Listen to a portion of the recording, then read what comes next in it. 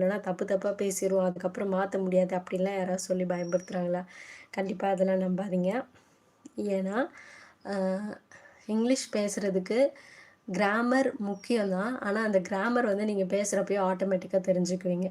So அது வந்து grammar தெரிஞ்சுக்கிட்டு தான் இங்கிலீஷ் நம்ம வந்து பேச கற்றுக்கணுன்னா கண்டிப்பாக யாராலையுமே முடியாது. தமிழ் அப்படியா கற்றுக்குறாங்க பிள்ளைங்க? முதல்ல இலக்கணம் கற்றுக்கிட்ட பிறகு தான் வந்து அவங்க பேச ஆரம்பிக்கிறாங்களா? நிச்சயமா இல்லை இல்லைங்களா? ஸோ அவங்க வந்து ஆட்டோமேட்டிக்காக நம்ம பேசுகிறத கேட்குறாங்க. லிசனிங் வந்து ஒரு லாங்குவேஜை கற்றுக்கிறதுக்கு ரொம்ப ரொம்ப முக்கியம்.